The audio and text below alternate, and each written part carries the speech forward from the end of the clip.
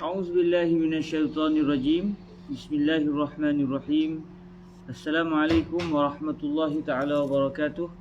الحمد لله رب العالمين، والصلاة والسلام على الحبيب المصطفى سيدنا ومولانا محمد الكريم وعلى آله وعترته وأصحابه أجمعين. أشهد أن لا إله إلا الله وحده لا شريك له، وأشهد أن حبيبنا وسيدنا ومولانا محمدا عبد الله ورسوله وصفيه من خلقه وحبيبه، أدى الأمانة وبلغ الرسالة ونصح الأمة وكشف الله به الغمة.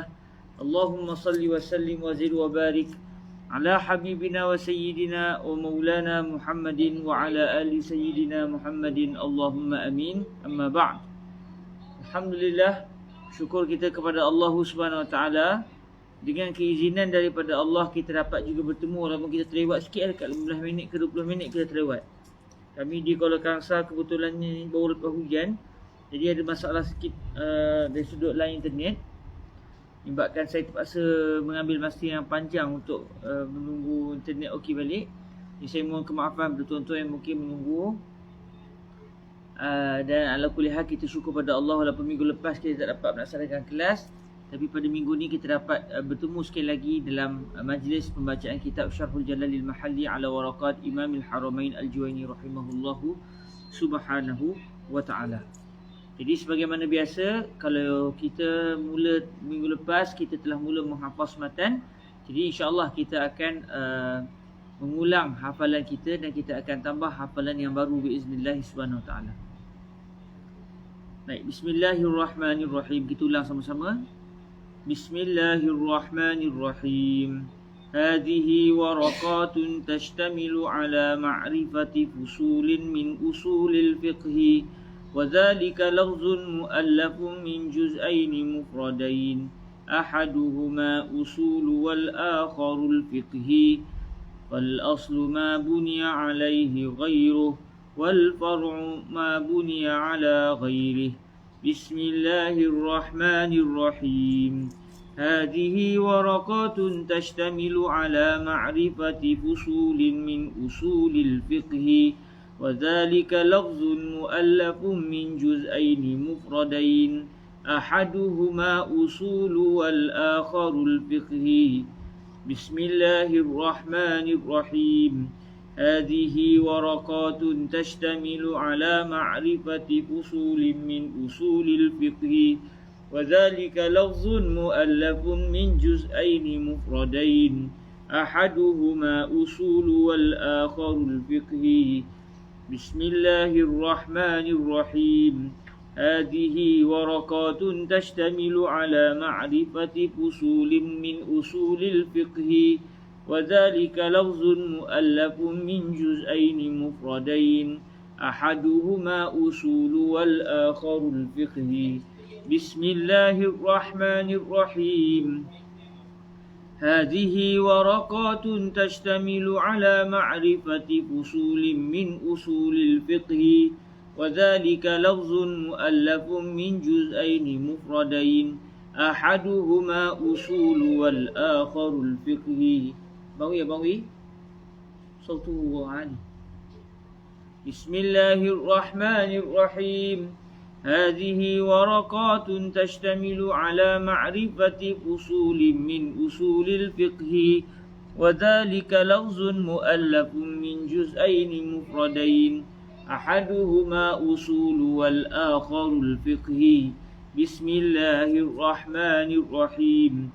هذه ورقات تشتمل على معرفة فصول من أصول الفقه، وذلك لفظ مؤلف من جزئين مفردين، أحدهما أصول والآخر الفقه. Kita tambah tambahan baru untuk hari ini insya-Allah. فالأصل ما بني عليه غيره، فالأصل ما بني عليه غيره، فالأصل ما بني عليه غيره، فالأصل ما بني عليه غيره، فالأصل ما بني عليه غيره، فالأصل ما بني عليه غيره، فالأصل ما بني عليه غيره، فالأصل ما بني عليه غيره، فالأصل ما بني عليه غيره، فالأصل ما بني عليه غيره والفرع ما بني على غيره والفرع ما بني على غيره والفرع ما بني على غيره والفرع ما بني على غيره والفرع ما بني على غيره فالأصل ما بني عليه غيره والفرع ما بني على غيره فالأصل ما بني عليه غيره والفرع ما بني على غيره فالأصل ما بني عليه غيره والفرع ما بني على غيره فالأصل ما بني عليه غيره والفرع ما بني على غيره فالأصل ما بني عليه غيره والفرع ما بني على غيره. Berawal Bismillahirrahmanirrahim. هذه ورقات تشتمل على معرفة فصول من أصول الفقه وذلك لفظ مؤلف من جزئين مفردين أحدهما أصول والآخر الفقه فالأصل ما بني عليه غيره والفرع ما بني على غيره. بسم الله الرحمن الرحيم. هذه ورقات تشتمل على معرفة فصول من أصول الفقه وذلك لفظ مؤلف من جزئين مفردين أحدهما أصول والآخر الفقه فالأصل ما بني عليه غيره والفرع ما بني على غيره. Tambah sikit lagi.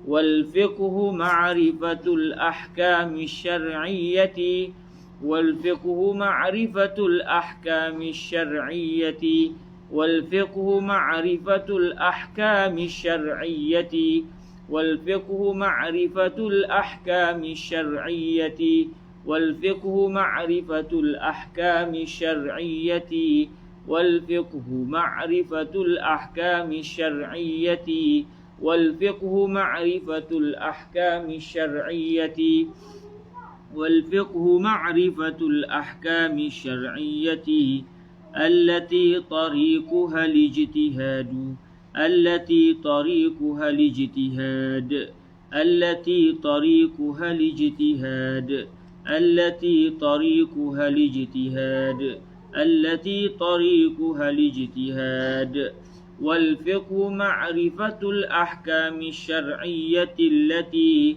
طريقها الاجتهاد والفقه معرفة الأحكام الشرعية التي طريقها الاجتهاد والفقه معرفة الأحكام الشرعية التي طريقها الاجتهاد والفقه معرفة الأحكام الشرعية التي طريقها الاجتهاد والفقه معرفة الأحكام الشرعية التي طريقها الاجتهاد والفقه معرفة الأحكام الشرعية التي طريقها الاجتهاد فالأصل ما بني عليه غيره والفرع ما بني على غيره والفقه معرفة الأحكام الشرعية التي طريقها الاجتهاد فالأصل ما بني عليه غيره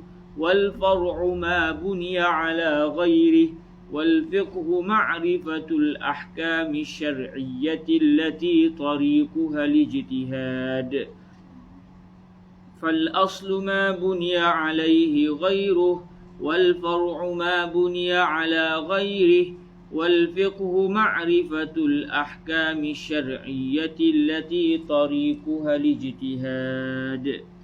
Alhamdulillah, kita mula pada awal semula. Bismillahirrahmanirrahim. Hadhihi waraqatun tashtamilu ala ma'rifati fusulin min usulil fiqhi وذلك لفظ مؤلف من جزئين مفردين أحدهما أصول والآخر الفقه فالأصل ما بني عليه غيره والفرع ما بني على غيره والفقه معرفة الأحكام الشرعية التي طريقها الاجتهاد.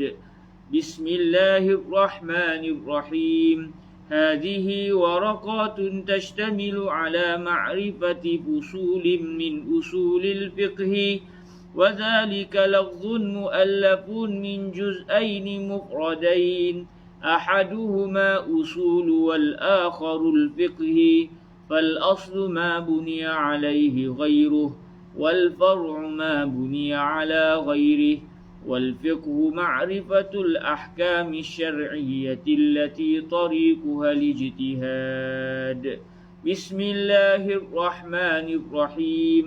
هذه ورقات تشتمل على معرفة فصول من أصول الفقه، وذلك لفظ مؤلف من جزئين مفردين، أحدهما أصول والآخر الفقه، فالأصل ما بني عليه غيره، والفرع ما بني على غيره.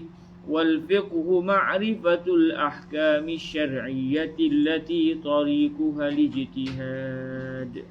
Okey, alhamdulillah, moga-moga apa yang kita hafal dengan kita mengulang secara setiap kali kelas ini, moga-moga akan memberikan kepada kita kesan yang baik, iaitu dapat kita menghafaz kitab ini dari sudut matan waraqat, sehinggalah dapat kita mengkhatamkan kitab ini satu hari nanti dalam keadaan kita sudah dapat menghafaz matan al-waraqat seluruhnya. Allahumma amin ya Rabb, moga-moga dimudahkan Allah. Okey, kita pada pertemuan sebelum ini telah pun kita selesai membaca sehingga bicara tentang apakah dua kalimah yang ada pada petikan usulul fiqhi, iaitu kalimah yang pertama iaitu usul, kalimah yang kedua iaitu al-fiqhi. Kemudian kita telah pun mula masuk kepada satu perbahasan yang saya akan sambung pada hari ini, iaitu disebut usul dan juga al-fiqh. Kedua-dua kalimah ini adalah mufrad, kedua-duanya adalah mufrad. Jadi usul adalah mufrad, manakala al-fiqhi juga adalah mufrad. Kita akan lihat perbahasan pada hari ini dan sambungannya pada fal aslu sehingga ke seterusnya, insya-Allah subhanahu wa taala. Okay, dalam pertemuan sebelum ni kita telah pun meneliti bahawa ilmu yang kita pelajari ini namanya usulul fiqhi. Jadi ilmu ini disebut usulul fiqhi, maka ada dua kalimah yang digunakan di situ, iaitu kalimah usul dan juga kalimah al-fiqhi. Dan kita juga telah meneliti secara bahasanya apa maksud muallaf dan apa beza antara ta'lif dan juga at-tarkib dalam pertemuan yang lepas. Jadi pertemuan kali ini kita akan masuk pada ucapan yang berbunyi minal ifradi muqabilit tarkibi lal jam'i wal muallafu yu'rafu bi ma'rifati ma ullifa minhu. Saya bacakan petikan penuhnya. Bismillah wassalatu wassalam ala al-habibil mustafa sayyidina wa maulana Muhammadir Rasulillah wa ala alihi wa itratihi wa ashabihi wa man wala, amma ba'd. Qala sayyiduna al-imam al-jalalul mahalli rahimahullahu subhanahu wa ta'ala wa nafa'ana Allahu bi'ulumihi wa ulumi masyayikhihi wa talamizatihi wa qurra'i syarhihi ala waraqati imamil Juwaini wa sa'iri musannafatihi wa syurrahiha, Allahumma amin. Qala sayyiduna al-imam al-mahalli syarihan li matnil waraqat lil imamil haramain al-Juwaini, wa dhalika ay lafzu usulil fiqhi muallafun min juz'aini mufradain, ahaduhuma usulu wal akharul fiqhi. Ini telah kita bincangkan dalam dua pertemuan yang lepas. Pertemuan lepas iaitu di 2 minggu lepas. Lalu sambungannya minal ifradi muqabilit tarkibi. Yang dimaksudkan dengan kedua-duanya adalah mufrad, disebut kalimah usul dan juga kalimah al-fiqh adalah usul fiqh ni adalah pecahan, adalah gabungan dua juzuk, dua pecahan yang setiap satunya adalah mufrad. Pecahan pertama usul adalah mufrad, Pecahan kedua iaitu al-fiqhi juga adalah al-mufrad.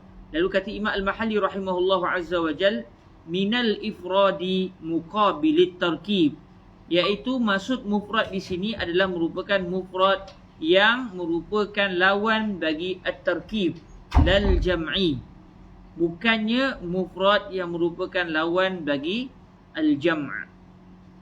Jadi bila sebut kalimah mufrad, kadang-kadang mufrad yang lawannya adalah musanna dan juga jamak. Macam kita biasa sebut, kalimah mufrad adalah kalimah yang tunggal.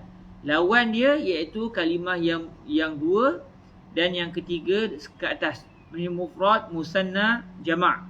Kita kata contoh kitabun, satu kitab kita kata haza kitabun. Kalau ada dua kitab, hazani kitaban. Kalau ada tiga kitab contohnya, hazihi kutubun. Jadi haza kitab itu merujuk kepada satu buku. Kalau dua, musanna dia adalah kitaban. Kalau tiga kitab ke atas namanya kutubun. Dipanggil jam'u taksir ataupun jamak muzakkar salim kalau dalam beberapa kalimah yang lain. Contoh macam kalimah muslim, muslim, musliman, muslimun. Ataupun mungkin juga jamak muannas salim, hadhihi muslimatun, hatani muslimatan, haula'i muslimat. Jadi itu adalah mufrad yang merupakan lawan bagi jamak, lawan bagi musanna. Cuma yang dimaksudkan dengan mufrad dalam petikan Imam Al-Haramain min juz'aini mufradaini, maksud mufrad dalam petikan Imam Haramain adalah merupakan ifrad yang merupakan lawan bagi at-tarkib. Jadi bukan maksudnya mufrad lawannya musanna jamak yang kita biasa dengar, tetapi maksud mufrad di sini iaitu mufrad dengan definisi yang lain, yang lawan bagi mufrad adalah murakkab. Jadi dalam ilmu mantiq disebut mufrad, lawannya adalah murakkab.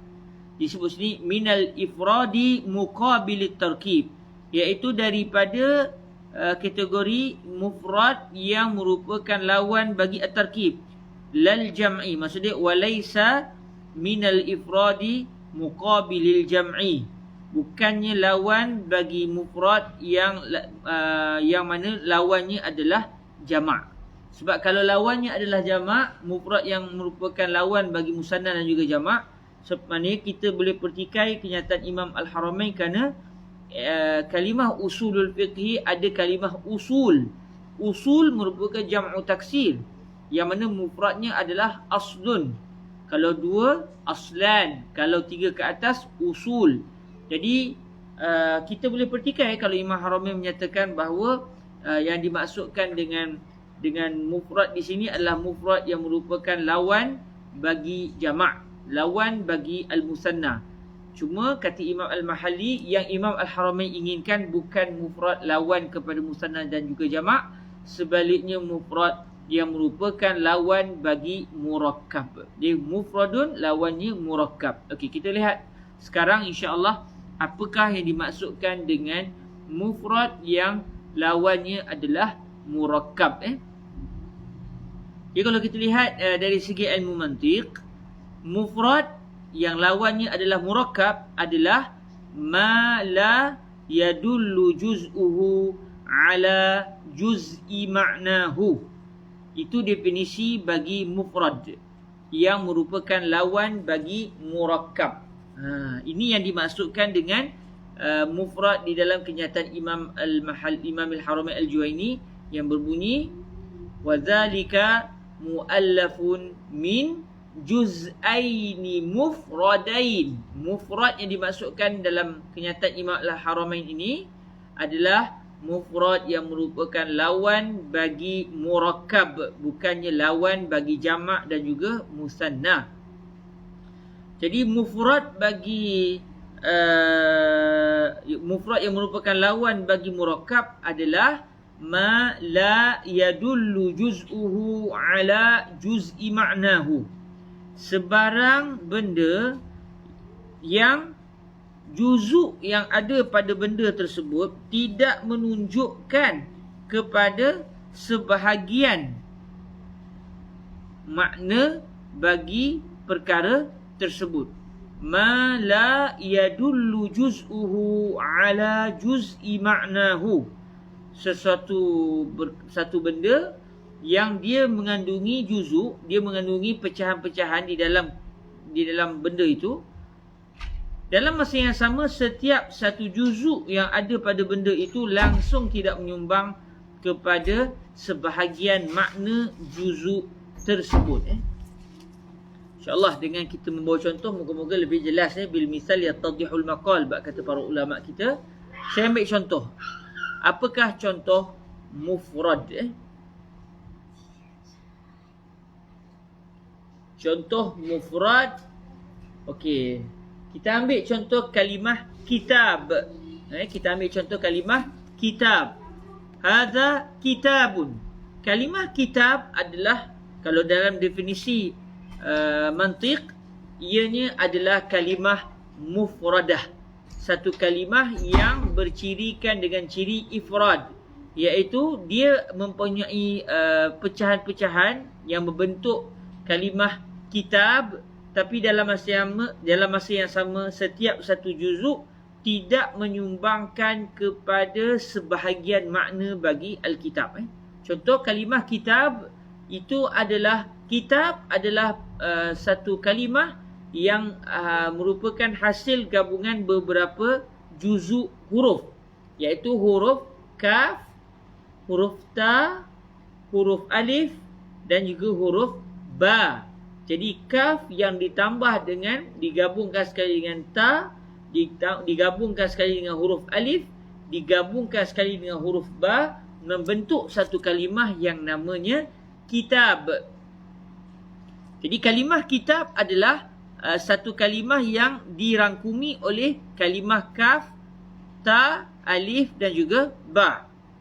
Hasil gabungan 4 huruf ini terbentuklah satu kalimah, iaitu kalimah kitab, yang mempunyai erti iaitu satu objek yang tertulis padanya fakta ilmu. Kita boleh katakan begitulah. Kitab iaitu satu objek secara berkertas yang padanya tercatat fakta-fakta ilmu. Itu makna bagi Alkitab. Dalam masa yang sama, kalimah kitab adalah merupakan hasil gabungan empat huruf. Okey. Apa maksud mufrad yang dibincangkan dalam ilmu mantik? Ma la yadullu juz'uhu ala juz'i ma'nahu. Satu benda yang dia mempunyai juzuk-juzuk tertentu, tetapi setiap satu juzuk langsung tidak menyumbang kepada sebahagian makna bagi kalimah tersebut. Maknanya, kitab adalah hasil gabungan huruf kaf, ta, huruf alif dan juga ba. Dalam masa yang sama, setiap satu huruf ini langsung tidak menyumbang kepada erti kitab yang kita inginkan. Maksudnya kalau kita sebut kaf, huruf kaf, kalimah ataupun huruf kaf langsung tidak menyumbang kepada erti kitab. Maksudnya kalau orang sebut kaf, kita tak terfikir pun tentang buku ataupun sebahagian buku. Langsung kita tak terfikir dengan buku. Ta, kita hanya dengar huruf ta, kita tahu dia adalah satu huruf, tetapi kita langsung tidak membayangkan sebahagian makna bagi buku. Alif pun begitu, ba pun begitu. Tapi bila digabungkan keempat-empat huruf ini, barulah kita terfikir akan kalimah kitab, iaitu satu objek yang terdiri daripada kertas yang padanya ada catatan-catatan ilmu. Jadi kalau begitu, kalimah kitab itu adalah merupakan kalimah mufrad. Kenapa? Kerana dia adalah hasil gabungan beberapa objek. Dia mempunyai pecahan, iaitu dia terdiri daripada gabungan huruf kaf, huruf ta, huruf alif dan juga huruf ba. Dalam masa yang sama, setiap satu pecahan tidak langsung menyumbangkan kepada sebahagian makna. Jadi sama juga contoh macam nama kita masing-masing. Contoh saya nama Khairun Nizam. Khairun Nizam, kalimah kalau kita nak luahkan sikit, Khairun Nizam adalah gabungan daripada dua kalimah, khair dan juga an-nizam. Khair ada makna, nizam ada makna. Tapi bila digabungkan kedua-duanya dan yang dimaksudkan dengan kalimah khairun nizam merujuk kepada satu individu, iaitu saya. Jadi ketika itu Khairun nizam adalah hasil gabungan dua kalimah, iaitu khair dan juga an-nizam. Dan khair ada makna iaitu kebaikan, yang terbaik. Khair maksudnya yang terbaik ataupun kebaikan. An-nizam maksudnya undang-undang, cara hidup. Jadi khairun nizam maksudnya cara hidup yang paling terbaik. Allah Ta'ala sebut khairun min alfi syahr, malam al-qad lebih baik daripada 1000 bulan. Jadi kalimah khair bermaksud kebaikan ataupun lebih baik berdasarkan tengok pada ayat. Dalam masa sama kalimah an-nizam bermaksud undang-undang atau gaya hidup. Jadi dia ada makna tersendiri, tapi bila digabungkan dia memberikan satu makna yang lain. Jadi ketika itu khairun nizam dengan maksud saya, walaupun dia terdiri pada kalimah khair dan juga kalimah an-nizam, apabila yang diinginkan bukan maksud undang-undang terbaik atau gaya hidup yang terbaik, tapi yang dimaksudkan daripada kalimah khairun nizam adalah saya, maka ketika itu kalimah khairun nizam adalah mufrad, kerana dia kena dengan definisi ma la yadullu juz'uhu ala juz'i ma'nahu, satu objek ataupun satu petikan yang dia merupakan hasil gabungan beberapa pecahan. Dalam masa yang sama, setiap satu pecahan langsung tidak menyumbang kepada sebahagian makna yang diinginkan. Bila sebut kalimah khair, tuan-tuan tak terfikir lagi tentang saya. Sebut kalimah nizam saja tak terfikir lagi tentang saya. Tapi bila disebut khairun nizam, baru teringat ada satu orang baca kitab Syarah Imam Mahali, hari ni dia terlewat disebabkan masalah internet contoh. Jadi ketika itu dia adalah satu kalimah yang terdiri dari dia merupakan satu ucapan ataupun satu nama yang terdiri daripada dua kalimah, dua pecahan kalimah, tapi dalam masa yang sama setiap satu kalimah tidak menyumbang kepada sebahagian makna. Manakala lawan bagi mufrad pula apa dia? Murakkab. Lawan bagi mufrad adalah murakkab. Kalau ikut asal-asal bahasa Arabnya, mufrad bermaksud yang tunggal. Murakkab yang digabung jalinkan, yang digabungkan, satu benda yang dia telah digabungkan dengan satu objek yang lain. Kalau mufrad dia menunggal.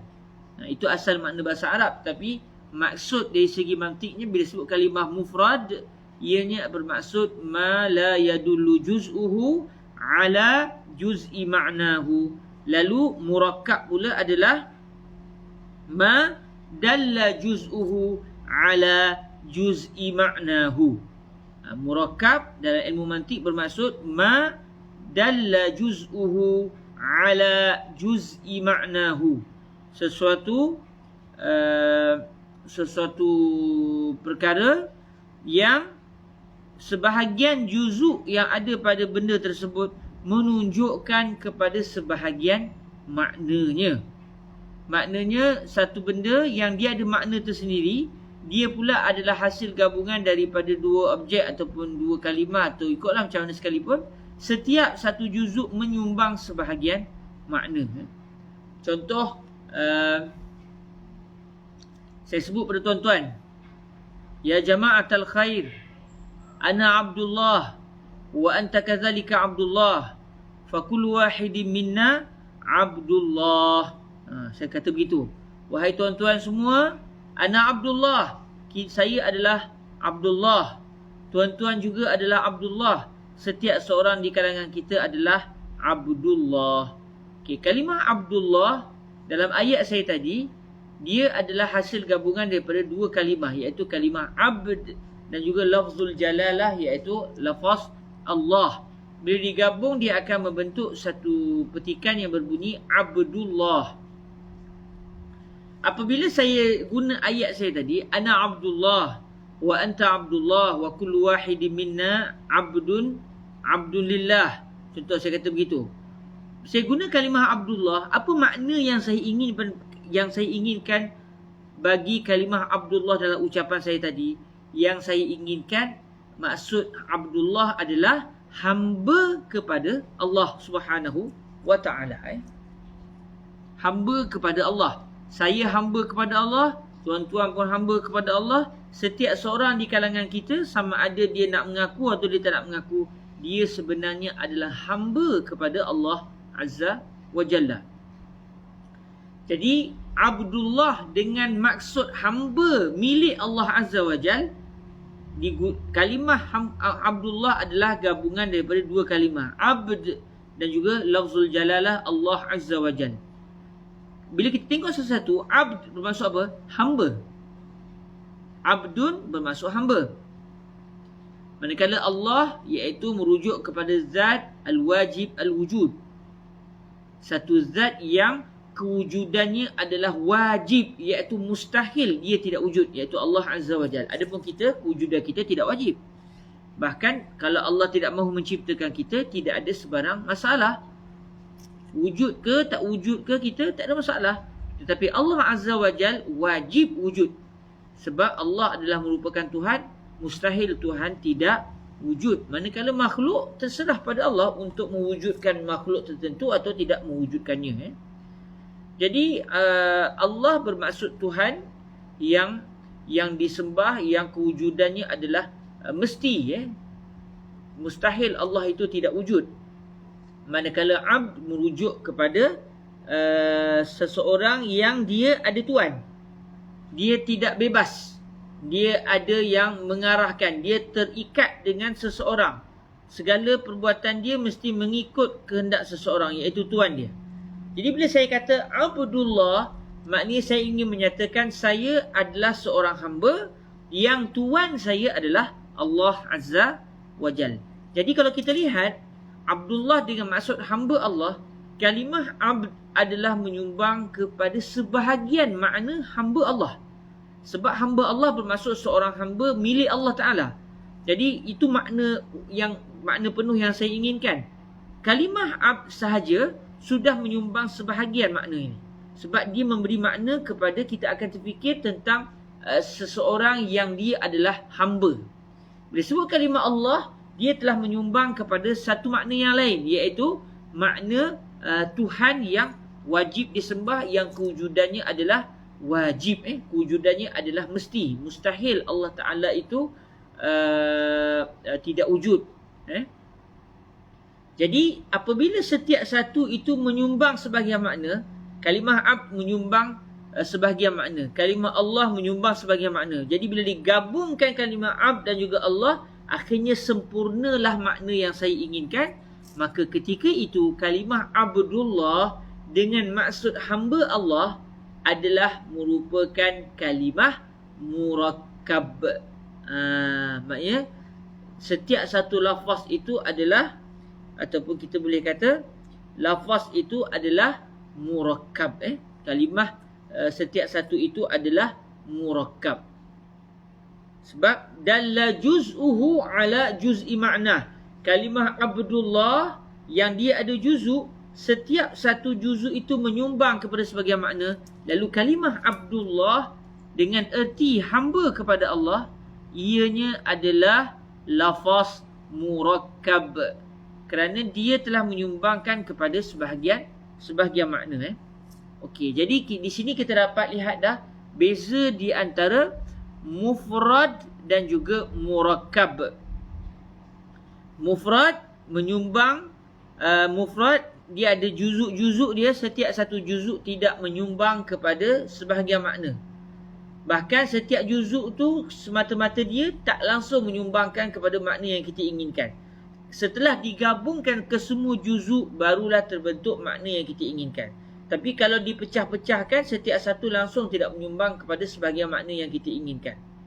Adapun murakkab, satu petikan yang mengandungi pecahan-pecahan tertentu, dalam masa yang sama setiap satu pecahan walaupun tidak menyumbangkan kepada keseluruhan makna, tetapi dia telah memberikan saham kepada makna. Dia telah menyumbangkan sebahagian makna yang kita inginkan.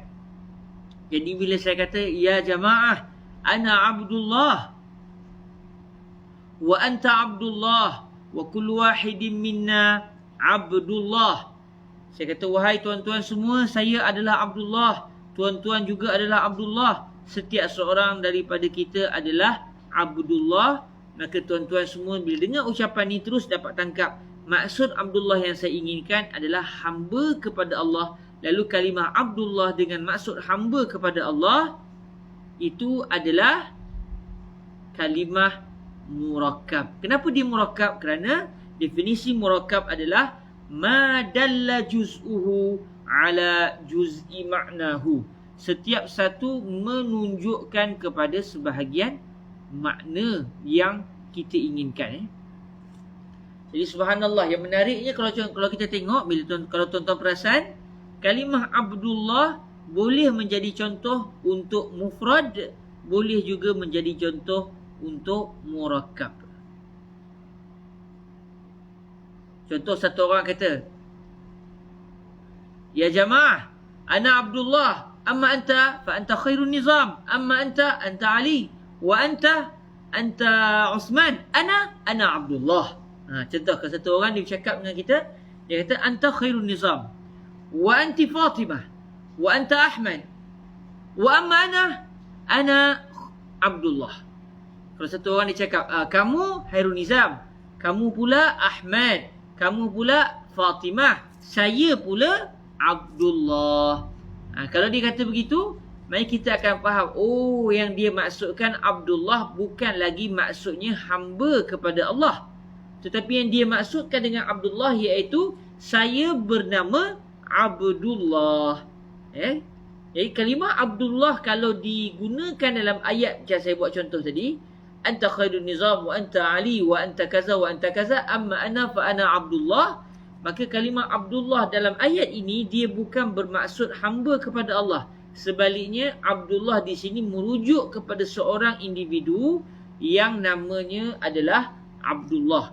Jadi ketika itu kalimah Abdullah dia ada pecahan, iaitu kalimah abd dan juga kalimah Allah. Kalimah abd ada makna, kalimah Allah ada makna, digabungkan lalu digunakan pada satu makna yang langsung tak berkait lagi dengan makna abd, langsung tak berkait lagi dengan makna lafzul jalalah. Dia sudah membentuk satu makna lain, iaitu satu individu yang cirinya begini, dia punya nama adalah Abdullah. Jadi kalimah Abdullah dalam ayat tadi adalah mufrad, bukan lagi murakkab. Bukan lagi murakkab. Tapi kalau dia kata ana Abdullah, memang kebetulan nama dia Abdullah. Lepas tu saya pun kata wa ana khairun nizam. Dia kata la anta lasta khairun nizam, anta Abdullah. Kalau dia kata begitu, bila dia kata saya Abdullah, kebetulan nama dia Abdullah, kita faham, oh, maknanya dia nak bagi tahu dia bernama Abdullah. Jadi ketika itu kalimah Abdullah dengan cara kefahaman ini adalah merupakan kalimah mufrad, kerana dia tergabung daripada dua pecahan, iaitu kalimah abd dan juga lafzul jalalah. Tapi dalam masa yang sama, setiap satu lafaz langsung tidak menyumbang kepada sebahagian makna. Jadi kalimah Abdullah dengan maksud seorang lelaki bernama Abdullah itu adalah merupakan kalimah, ataupun itu adalah kalimah mufrad. Kalimah mufrad, kerana definisi mufrad adalah ma la yadullu juz'uhu ala juz'i ma'nahu. Bila orang yang bernama Abdullah kata ana Abdullah, maka saya pun kata taib, ana khairun nizam. Saya kata kat dia, saya pula khairul nizam. Tiba-tiba dia kata kepada saya, anta aidan Abdullah, kamu juga adalah Abdullah. Sedangkan nama saya bukan Abdullah, nama saya Khairul Nizam. Tapi dia kata kepada saya, anta aidan Abdullah, kamu juga adalah Abdullah. Bila dia kata begitu, saya terus faham, oh, dia nak bagi tahu saya ni yang nama Khairul Nizam ni, saya sebenarnya juga hamba kepada Allah Azza wa Jal. Jadi ketika dia sebut pada saya anta aidan Abdullah, dia dah nama Abdullah dah. Dia kata ana Abdullah, dan nama dia Abdullah. Kita pun faham, oh, Abdullah dengan maksud ini adalah kalimah mufrad. Bila saya kata ana Khairul Nizam, dia kata wa anta aidan Abdullah, kamu juga adalah Abdullah. Terus saya faham, oh, bila dia kata anta aidan Abdullah, dia ketika ini telah menggunakan kalimah Abdullah, tetapi kalimah Abdullah ketika ini bukan lagi mufrad, sebaliknya adalah murakkab, kerana yang dia inginkan adalah Abdullah dengan maksud hamba kepada Allah Azza wa Jalla.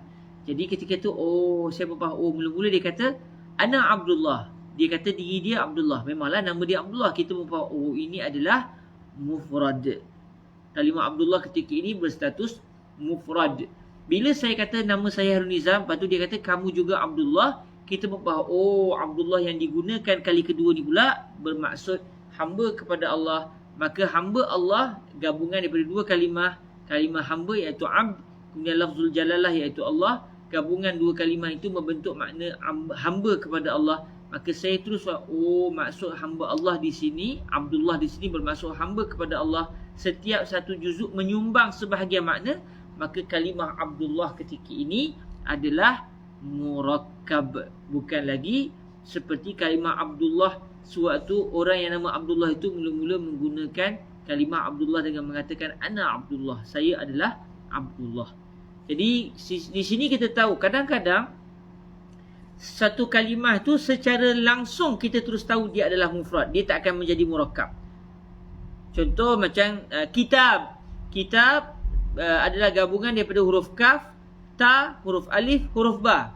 Kita tak akan mampu nak tukar kaf, ta, alif, ba ni tiba-tiba menjadikan kalimah kitab adalah murakkab dengan makna mantik. Kerana setiap satu juzuk langsung tak menyumbang kepada sebahagian makna. Maka kita kata kalimah kitab adalah mufrad, bukan murakkab. Tapi kalau contoh kalimah Abdullah tadi, kita kata nak tahu dia murakkab atau mufrad berdasarkan makna yang diinginkan oleh yang bercakap. Kalau yang bercakap tu menggunakan kalimah Abdullah dengan maksud nama seseorang, maka ketika itu kalimah Abdullah adalah mufrad. Tapi kalau dia gunakan kalimah Abdullah contohnya dengan erti hamba kepada Allah, maka ketika itu kalimah Abdullah adalah murakkab. Jadi subhanallah, kita nak ceritanya, dalam kita nak mendengar satu ucapan atau memahami satu ucapan, perkara seperti ini, mufrad, murakkab ini perlu sentiasa bermain dalam minda kita supaya kita memahami satu ucapan itu berdasarkan makna yang betul. Contoh, kalau saya kata jom kita belajar usul fiqh, apa yang tuan-tuan bayang? Satu usul fiqh adalah gabungan dua kalimah, usul dan juga al-fiqh. Usul kita boleh kata asas, kita boleh terjemahkan begitu, asas. Manakala fiqh adalah satu ilmu khusus yang membicarakan tentang hukum hakam. Jadi mari kita nak belajar tentang asas-asas kepada ilmu fiqh. Kalau tuan-tuan faham usul fiqh dengan masuk asas kepada fiqh, mari tuan-tuan mari kita nak belajar tentang benda-benda hukum hakam yang ringkas-ringkas, bukan nak belajar tentang hukum hakam yang tinggi-tinggi, atau kita nak belajar tentang dalil-dalil fiqh. Ketika itu, usul fiqh yang tuan-tuan faham bukan lagi seperti yang saya inginkan. Kerana saya inginkan usul fiqh dengan maksud yang lain terus. Satu ilmu yang tersendiri.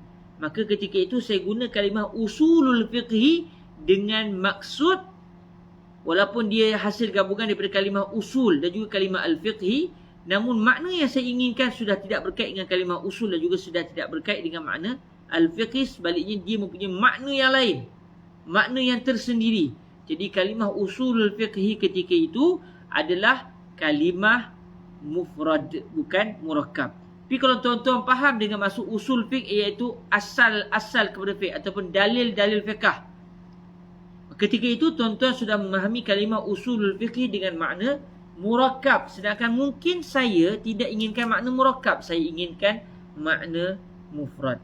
Dan kadang-kadang percanggahan pandangan antara seseorang dengan seseorang yang lain, kadang-kadang puncanya apabila kalimah yang digunakan itu boleh dipahami berdasarkan makna mufrad, boleh dipahami berdasarkan makna murakkab, lalu akhirnya orang pertikaikan kita kerana setiap seseorang memahami berdasarkan satu kefahaman yang lain daripada orang yang lain. Contoh ambil mudahnya, masa kita baca kenyataan Imam Al-Haramain. Imam Al-Haramain kata wadhalika lafzun muallafun min juz'aini mufradain ahaduhuma usul wal akharu al-fiqhi. Kalimah usul fiqh adalah merupakan satu kalimah hasil gabungan di antara dua juzuk yang bersifat mufrad.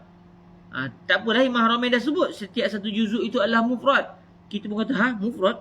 Mari mana mufrad ni?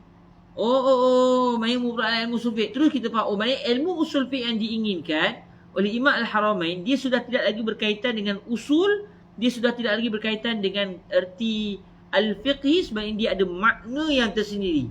Kerana disebut setiap satu itu adalah lafaz mufrad. Jadi gabungan kalimah usul dan juga al-fiqhi yang diinginkan oleh Imam Al-Haramain itu merujuk kepada makna tersendiri, iaitu kalimah yang bersifat mufrad, bukan murakkab.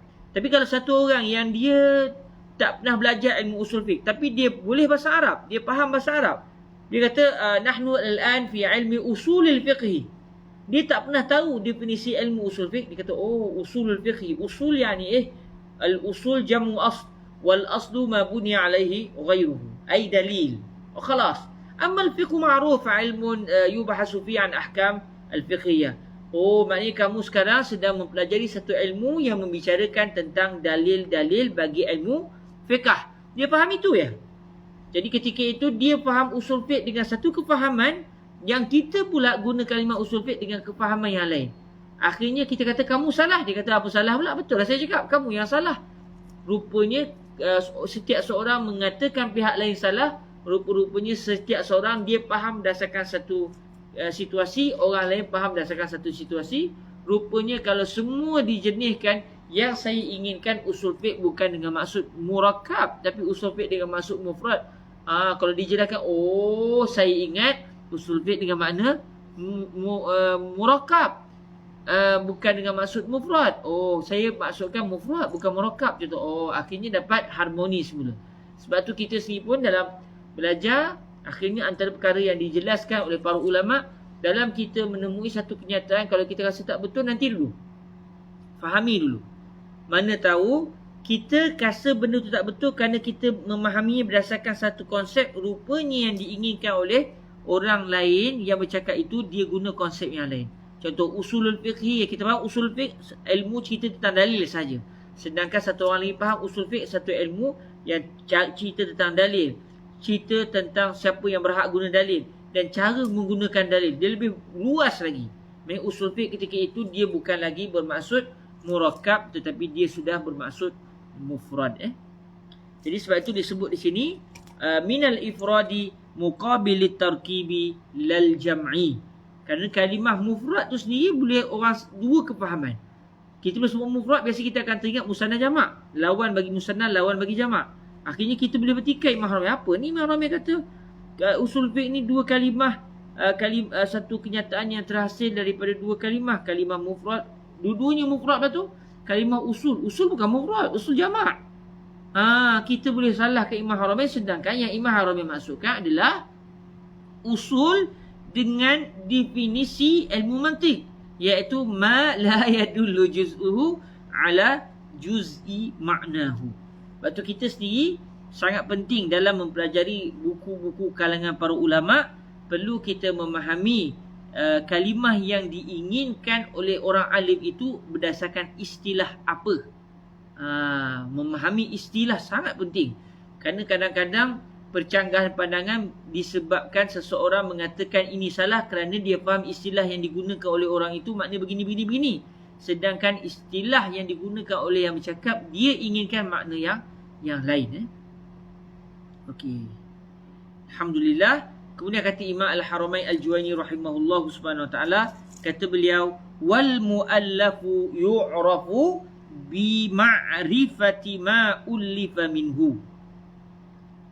Sesuatu kalimah yang merupakan hasil gabungan daripada beberapa juzuk akan diketahui hakikat benda tersebut dengan cara mengetahui apakah benda yang merupakan gabungan ataupun juzuk-juzuk yang telah menggabungkan lalu membentuk kalimah tersebut. Wal mu'allafu, kalau kita nak pecahkan setiap dhamir, wal mu'allafu maksudnya asy-syai'u al-mu'allaf, maksudnya al-murakkab, yu'rafu hadzal mu'allaf bi ay bi tariq ma'rifati ma ay bi ma'rifati juz'in ullifa hadzal murakkabu min zalikal juz'i. Contoh kalau kita nak kecilkan, kita nak pecahkan setiap dhamir tu, dia akan memberi maksud seperti itu. Wal muallafu yu'rafu bima'rifati ma ay bima'rifati ayyi syai'in ullifa hadzal muallafu min tilka al-asya' atau min hazil asya'. Minhu ay min hadza syai'. Jadi Imam Haramain Imam Al-Mahalli rahimahullah azza wa jal nak menyatakan sesuatu benda kalau dia adalah muallaf, maksud dia adalah murakkab. Satu benda yang dia adalah murakkab, dia bukan mufrad, dia adalah murakkab. Apabila satu benda itu muallaf, maksud dia murakkab dengan erti kefahaman ilmu mantik. Sesuatu benda yang muallaf iaitu murakkab, bukan mufrad, maksud dia ada beberapa kalimah, setiap kalimah itu menyumbang kepada sebagian makna. Dia benda yang hasil gabungan beberapa perkara itu, benda tersebut hanya akan difahami dengan sempurna apabila kita mengetahui setiap satu juzuk. Maka kita mengetahui erti setiap satu juzuk yang telah bergabung lalu membentuk kalimah tersebut. Contoh bila satu orang dia kata kat kita, ana Abdullah, saya Abdullah. Orang tu cakap, saya pun Khairul Nizam kata, oh ana Khairul Nizam. Dia kata la anta Abdullah aidan. Kita tak faham Abdullah ni apa dia. Contohlah satu orang yang dia mungkin tak biasa belajar bahasa Arab, bila cikgu tanya, kamu nama siapa? Saya nama Abdullah, cikgu. Okey, kamu Fatimah. Kamu Muhammad. Lepas tu cikgu pun kata kepada yang nama Muhammad, kamu pun Abdullah juga. Dia kata, tak cikgu, saya bukan Abdullah. Nama saya Muhammad, bukan Abdullah. Cikgu kata, tak, kamu adalah Abdullah. Akhirnya dia kata, apa yang cikgu maksudkan? Rupanya bila dia tanya, kalimah Abdullah yang cikgu maksudkan adalah hamba Allah, bukan lagi Abdullah dengan maksud nama. Jadi ketika itu dia nak tahu erti Abdullah, kerana kalimat ini sudah menjadi murakkab bukan mufrad, dia hanya akan tahu erti penuh bagi Abdullah setelah dia tahu apa itu hamba, apa itu erti abd, dan apakah dia lafzul jalalah. Kata dia pun tak faham, sebab dia tak pernah belajar bahasa Arab. Dia kata, maaf cikgu, saya minta penjelasan. Apa erti Abdullah yang cikgu maksudkan?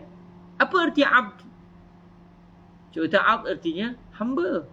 Oh, cikgu nak masukkan saya ni hamba Allah. Cikgu kata, ya. Oh, ya, betul-betul. Walaupun nama saya Muhammad, saya juga adalah Abdullah. Okey, jadi maknanya dia akan faham erti Abdullah setelah dia mengetahui apakah erti abd, apakah erti Allah.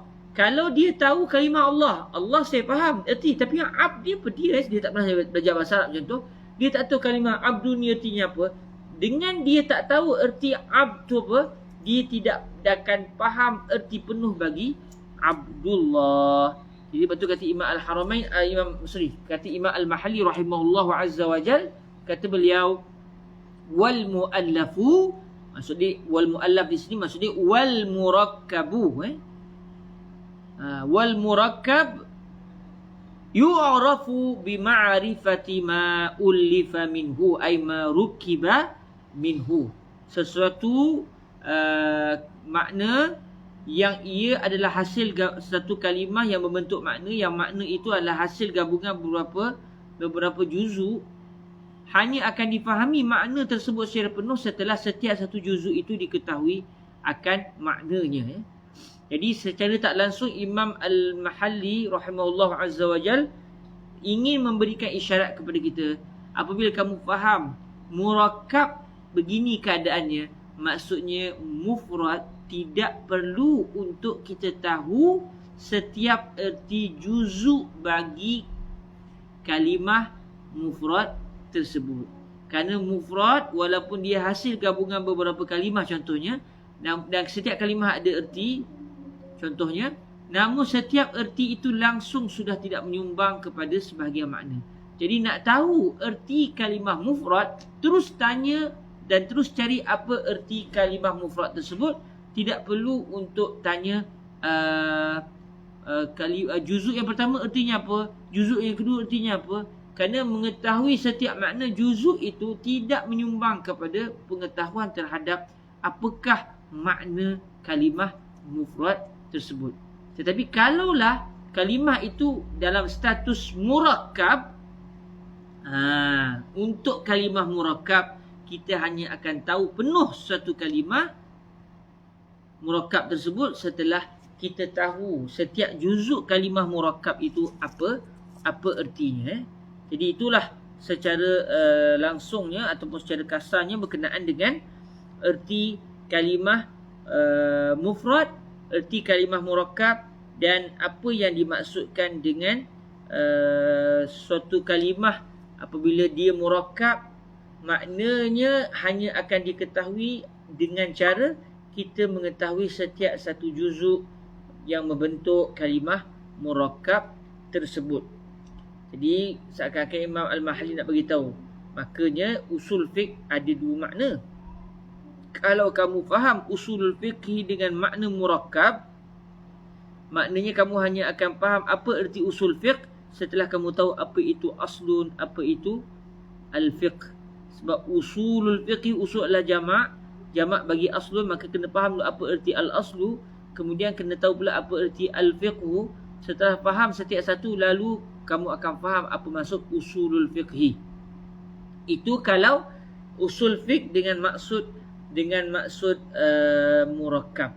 Tapi kalau usul fiqh yang kamu inginkan adalah usul fiqh dengan maksud mufrad, dia satu makna yang tersendiri yang sudah tiada lagi kaitan dengan erti usul dan juga erti al-fiqh, maka ketika itu kalau nak tahu usul fiqh, kamu sudah tidak lagi perlu untuk tahu apa erti al-aslu dan apa erti al-fiqh, kerana kalau kamu tahu sekalipun apa erti al-aslu, apa erti al-fiqh, pengetahuan kamu terhadap makna al-aslu dan juga makna al-fiqh, dia tidak akan menyumbang kepada erti usulul fiqh secara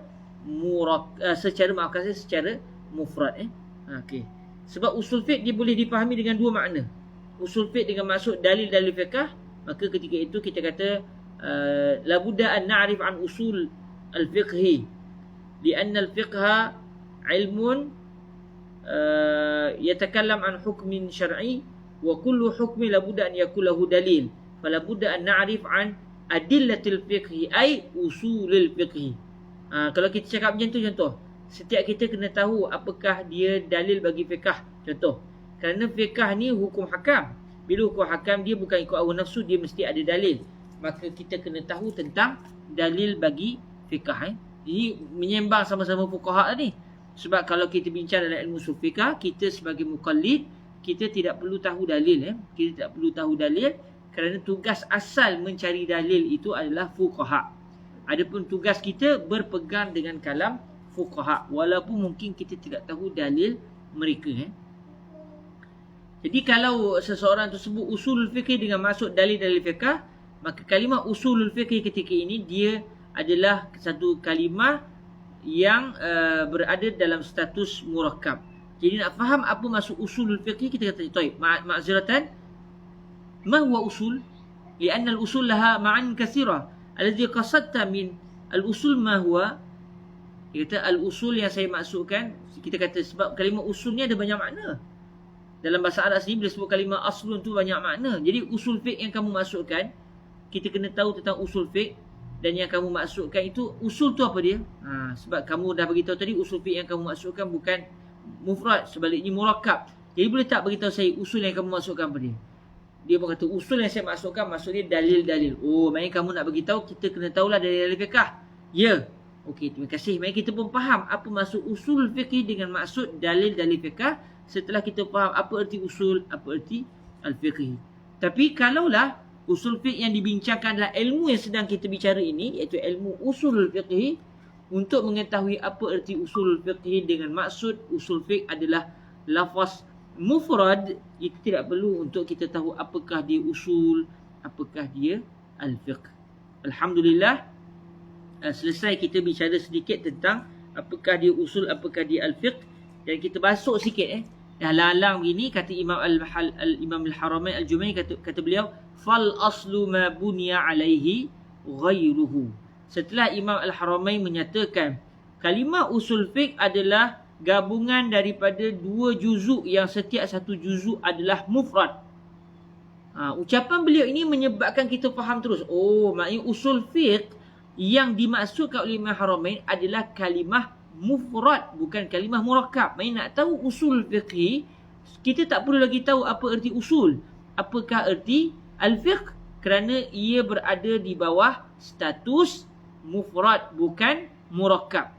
Sebab Imam Haramain dah sebut dah, wazalika muallafun, wazalika lafzun muallafun min juz'aini mufradain. Setiap satu kalimah, iaitu kalimah usul dan juga al-fiqh, dalam definisi usul fiqh itu adalah ilmu usul fiqh ini gabungan daripada dua kalimah. Setiap satu kalimah adalah mufrad, bukan murakkab. Jadi kita tahulah, maknanya nak tahu usul fiqh tak perlu tahu apakah erti usul, apakah erti al-fiqh.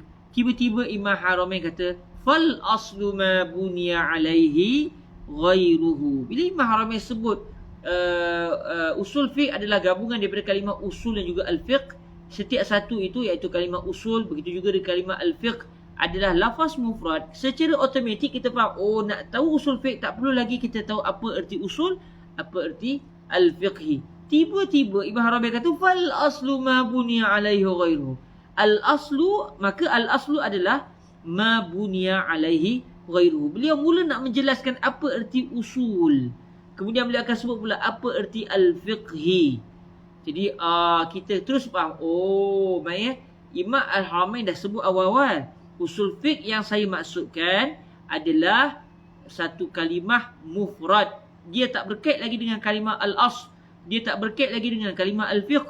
Tapi apa salahnya untuk kamu tahu erti al-aslu dan erti al-fiqhu, walaupun pengertian kamu tentang al-aslu dan juga al-fiqhu tidak menyumbang kepada makna usul fiqh yang bersifat mufrad.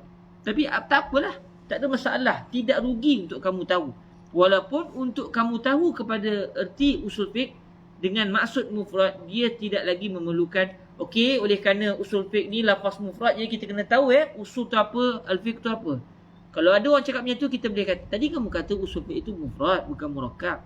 Kalau murakkab, ya, kita kena tahu apa itu usul, apa itu al-fiqh. Tapi kalau lafaz usul fiqh itu dalam status mufrad, tak perlu lagi tahu apa itu usul, apa itu al-fiqh. Terus bagi tahu usul fiqh tu apa dia. Macam contoh dalam bahasa Inggeris, butterfly. Saya sering buat contoh ni. Setiap kali mengajar wartawan Warok, saya akan datang contoh ni. Kalimah butterfly. Butterfly, kalau kita nak beritahu apa erti butterfly, kita tak perlu lagi butterfly dengan maksud yang kita faham. Kita tak perlu sebut, okey, butterfly adalah gabungan daripada kalimah butter dan juga fly. So, butter adalah sekian-sekian-sekian, fly adalah sekian-sekian-sekian. Orang kata tak perlu. Terus beritahu butterfly itu apa. Sebab butterfly dia dah tak berkait lagi apa erti butter, apa itu fly. Kita bukan bincang butterfly dengan maksud mentega yang terbang, tapi butterfly dengan maksud binatang yang kita fahami tersebut yang terbang. Jadi, nak tahu butterfly, oleh kerana butterfly adalah lafaz mufrad, cukup bagi tahu butterfly itu apa.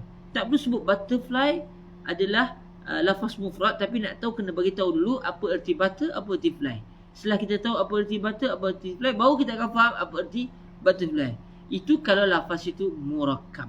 Imam Haramain telah menyatakan usul fiqh adalah lafaz mufrad, bukan lafaz murakkab. Tiba-tiba Imam Haramain sebut pula fal aslu ma buniya alaihi ghairuh. Tahulah kita Imam Al-Haramain, walaupun tahu bahawa nak tahu ilmu usul fiqh tak perlu nak tahu lagi dah apa erti usul, apa itu al-fiqh. Sebab beliau telah nyatakan di awal-awal ucapan beliau, usul fiqh adalah lafaz mufrad, bukan lafaz murakkab. Tapi dalam masa yang sama, ilmu ini tiada batas. Inilah falsafah para ulama kita dahulu dalam mengetahui satu ilmu. Bukan hanya nak tahu benda yang kita memang nak tahu saja, tetapi asal ia satu maklumat, apa salahnya untuk kita tahu. Kerana orang Islam dia nak tahu sebanyak mungkin maklumat yang dia boleh dapat. Maka bila disebut usulul fiqh, sudah ada kalimah usul, ada kalimah al-fiqh, maka marilah kita mengetahui apa erti usul, apa erti al-fiqh. Walaupun untuk mengetahui usul fiqh dengan maksud mufrad sudah tidak lagi memerlukan, tidak lagi bergantung kepada pengetahuan terhadap erti usul dan juga erti al-fiqhi. Okey, kita ada lagi 5 minit sebelum kita berhenti sebab saya takut terlepas main asar berjemaah di surau. Jadi ada sikit lagi kita masuk tentang qala rahimahullahu azza wa jal fal aslu allazi huwa mufradul juz'il awwal ma buniya alaihi ghairuhu ka aslil jidar ay asasihi wa asli syajarati ay tarafiha al-thabiti fil ardi. Maka al-aslu, dalam bahasa Arab kalimah al-fa' ni kadang-kadang dia ada banyak erti. Cuma di sini kita akan faham fa' di sini artinya fa'ul fasihah. Dia sebut, Imam Ramai sebut dekat awal, usul fiqh adalah gabungan dua kalimah mufrad, iaitu kalimah usul, kalimah al-fiqh. Lalu timbul di hati kita, usul ni apa dia? Fiqh ni apa dia? Jadi Imam Haramain seakan-akan menyedari yang kita akan tertanya-tanya apakah erti usul dan bererti al-fiqhi. Lalu kata beliau, fal aslu, maksudnya fa in aradta an ta'rif mal muradu bil asli fa aqulu laka al aslu ma buniya alaihi ghairuhu. Jadi fa yang dinamakan sebagai fa'ul fasihah, dia sebenarnya satu kalimah yang ertinya, sekiranya kamu ingin tahu apakah erti kalimah bagian-bagian yang saya dah sebut tadi, maka kalimah itu ertinya adalah sekian, sekian, sekian. Jadi fal aslu tu dia adalah sebenarnya makna dia fa in aradta an ta'rif mal muradu bil asli fa aqulu laka al aslu ma buniya alaihi ghairuhu. Sepanjang-panjang tu diringkaskan terus kepada fal aslu ma buniya alaihi ghairuhu. Akhirnya dibuang fa in aradta an ta'rifa mal muradu bil asli fa aqulu laka. Dibuang ke semua tu, digantikan hanya dengan huruf fa. Nampak macam sikit tapi erti yang ada pada kalimah fa tu sangat-sangat dalam. Dipanggil fa'ul fasihah. Maka al aslu, maksudnya maka kalau kamu nak tahu apa erti al-aslu, aku nak bagi tahu kamu sekarang, al-aslu adalah sekian, sekian, sekian. Jadi, fal-aslu alladhi huwa mufradul juz'il awal. Kalimah al-aslu yang merupakan lafaz mufrad bagi yang merupakan mufrad bagi juzuk yang pertama. Mufradul juz'il awal. Maksudnya al-juz'ul al-awwal al-mufrad. Alladhi huwa mufradul juz'il awal, artinya kalimah al-aslu yang merupakan mufrad bagi juzuk yang pertama, pecahan yang pertama. Sebab usul fiqh dia ada dua pecahan, kalimah usul, kalimah al-fiqh. Jadi kalimah usul, kalau dalam ilmu bahasa Arab, usul adalah jamak kepada asl, maka disebut terus kepada, sebab bila kita nak definisikan satu benda, kalau disebut kalimah sebelumnya bersifat jamak, kita sebut apakah mufrad dia, lalu kita pun terjemah apa erti mufrad dia. Sebab tu disebut sini fal aslu. Boleh tak sebut pun fal usulu.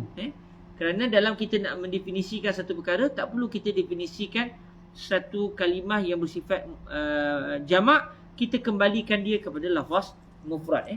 Sebab beza mufrad dengan jamak hanya pada bilangan, bukan berbeza pada hakikat benda tersebut.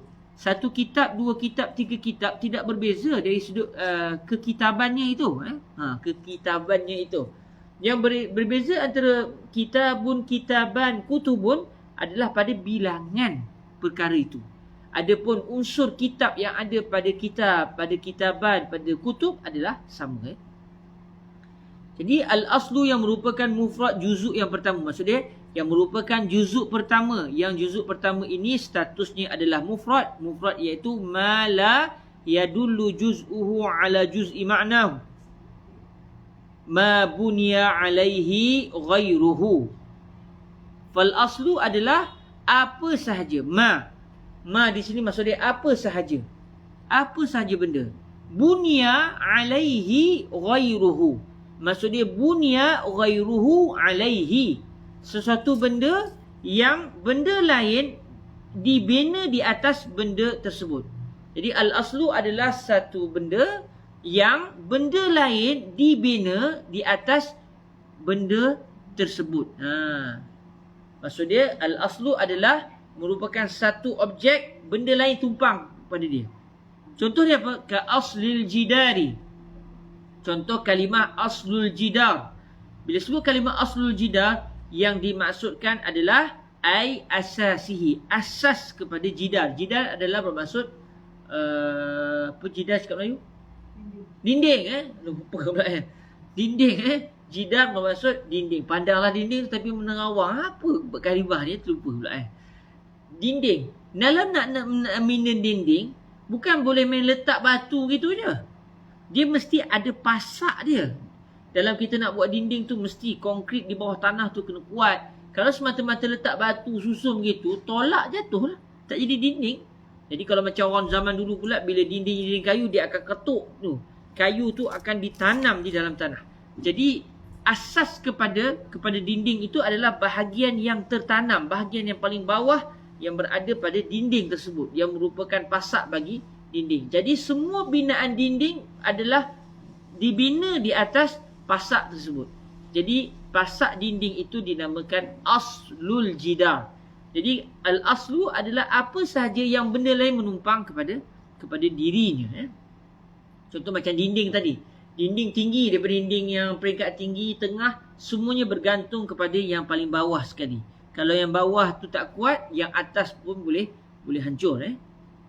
Wa asli syajarah. Contoh lagi. Aslu syajarah. Kalimah aslu syajarah. Asal, kalau orang Melayu terjemah asal lah. Aslu tu kita kata asal. Asal bagi pokok.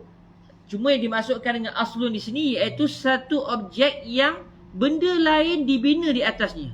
Jadi kalau tengok pokok tu, pokok yang kita nampak di atas daratan itu, sebenarnya dia tidak akan mampu tegak berdiri kalau akar dia tidak kuat memegang tanah. Jadi pokok yang berada di atas tanah itu sebenarnya dia dibina. Maksudnya Allah telah menciptakan dia memerlukan kepada akar yang memegang tanah yang berada di bahagian bawah tanah. Jadi asli syajarah ay tarafiha thabiti fil ard. Maksud aslu syajarah adalah bahagian pohon yang telah berada kukuh di dalam tanah. Maknanya akar. Akar bagi pokok itu adalah merupakan aslun bagi asy-syajarah. Jadi kalimah al-aslu adalah ma bunya alaihi ghairuhu. Sebarang benda yang dibina ataupun berada keberadaan benda lain adalah di atasnya. Contoh macam sekarang, saya duduk atas atas simen. Okey, maknanya simen, bila saya di atas simen itu adalah merupakan aslun. Kerana saya dibina di atas dia. Maksudnya saya berada di atas simen. Jadi simen adalah aslun. Manakala benda lain yang menumpang kepada al-aslu, benda menumpang itu namanya far'un. Namanya far'un. Jadi al-aslu adalah semua benda yang benda lain. Benda lain itu apa dia? Al-far'u. Maksudnya semua benda yang al-far'u menumpang kepadanya, benda yang ditumpangi oleh al-far'u namanya al-aslu. Alhamdulillah dah azan asar. Allahu akbar, Allahu akbar.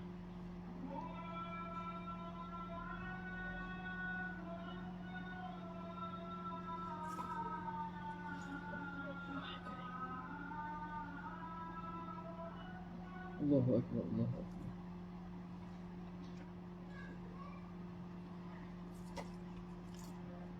Jadi insya-Allah manakah asar pun dah masuk.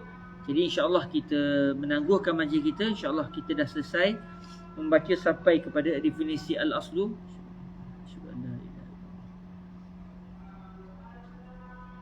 Jadi insya-Allah dalam pertemuan yang akan datang kita akan masuk kepada perbahasan seterusnya, iaitu apakah dia al-far'u yang menumpang kepada al-aslu. Asyhadu an la ilaha illallah. Biiznillah subhanahu wa taala. Okey, disebabkan azan, jadi kita sama-sama tangguhkan majlis kita pada hari ini dengan kita berselawat ke hadrat baginda Nabi alaihi salatu wassalam. Allahumma salli afdala salatin ala as'adi makhluqatika sayyidina Muhammadin wa ala alihi wa sahbihi وسلم عدد معلوماتك ومداد كلماتك كلما ذكرك الذاكرون وغفل عن ذكره الغافلون. Jazakumullahu khaira. Ada rezeki bertemu lagi dalam pertemuan yang akan datang insya-Allah. Assalamualaikum warahmatullahi wabarakatuh.